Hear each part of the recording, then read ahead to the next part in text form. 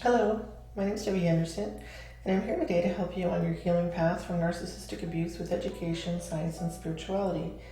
Today, I would like to talk with you about why I found it so hard to leave my narcissistic partner.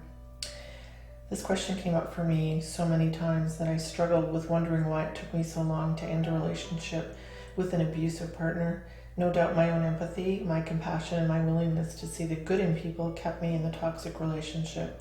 All the qualities that my abusive partner saw in me that he didn't have. Knowing myself helped me to see the answer to this question, and I recognized in myself that I was a loyal person. This also prevented me from cutting ties in both my friendships and my relationships, including the one with a narcissistic person. In this case, my partner.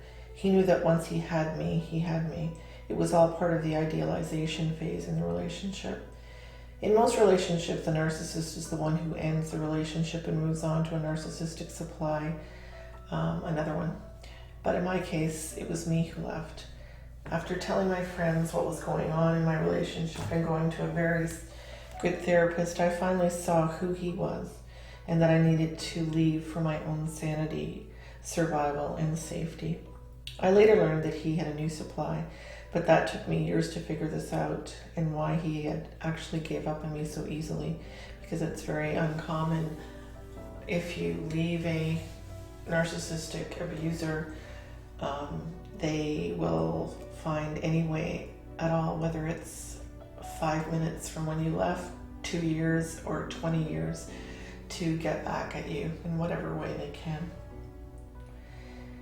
It didn't matter that I was a mental health clinician for years, or that I was actually intelligent.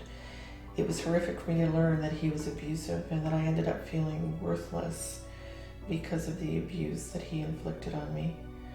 I have since healed from these feelings, and he did not and does not have the ability to ruin my life. There are many very successful people, celebrities like Whitney Houston, Madonna, Rihanna, who have been the victim of abusive partners. It doesn't matter who you are. The effects of abuse on anyone are indiscriminate, in spite of how strong, how smart, how confident you might be. It doesn't matter if you're a celebrity, a politician. It doesn't matter. And if you're old or young, rich or not, like me, you can be broken down and made to feel like nothing before you were in this relationship with a narcissist. In fact, they are attracted to us in the first place because we are all they are not. We are kind, we are empathetic, we are loyal, we are compassionate, and they have no ability to feel anything except anger and rage. I have to say I was in other relationships, and I had broken up with them when things didn't work out. And although I felt sad and upset for a while, I didn't feel like I did when I broke up with my narcissistic partner. I continued to feel like I was walking on eggshells even after the relationship with him was over. I worried that he would lie and smear me to others because he threatened to do so, or he would ruin my career because he said he could, or that he would take away my child because he said I was an unfit mother. All those fabricated lies were absolute nonsense. I mean, I know that now, and it's easy for me to see, but at the time I was afraid and confused. It was like I couldn't even trust my own thoughts or my mind. He had controlled me for so many years. I know this now, and I understand my staying with him so long had to do with the trauma bond that I had to him. The powerful trauma bond I had with my narcissistic partner made it almost impossible to leave him for many years. This addiction to my narcissistic partner was not logical, was actually a deep cellular physiological process. Not only are the trauma bonds very, very difficult to break, but they also cause a great deal of cognitive dissonance in order to reconcile the brutal reality of the abuse with those who you once thought was your greatest confidant, and in my case I thought was my soulmate, which is not uncommon with these people. The biochemical bond, often called the betrayal bond or the trauma bond, made it so difficult to leave and to have no contact. impossible for me, which caused me to suffer relapses on my road to healing.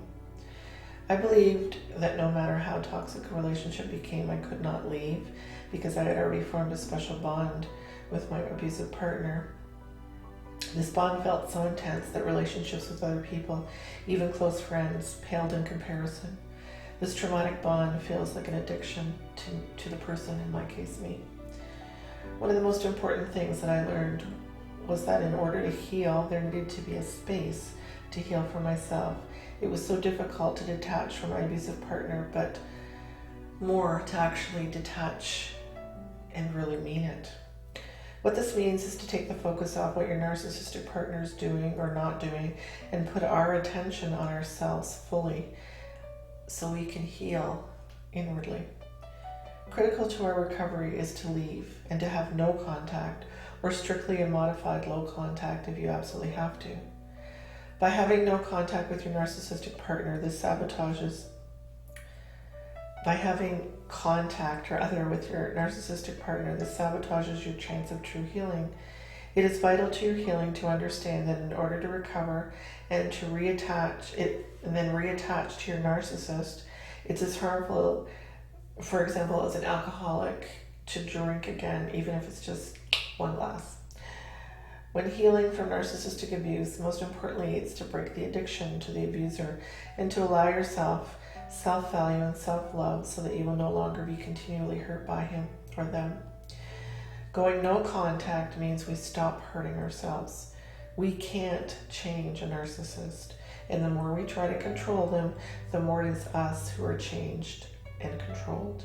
It is only through controlling ourselves that healing and sanity and peace will come, and that is by leaving our abuser. I will explain no contact and low contact in another session clearly, and the vital importance that this is to your healing for yourself. I hope as always that this is helpful to you. Remember that you're not alone in your path to healing. Reach out to me, even if it's just to say hello. You can also find me on Instagram and Facebook, and you can find the links for that below. Please take care.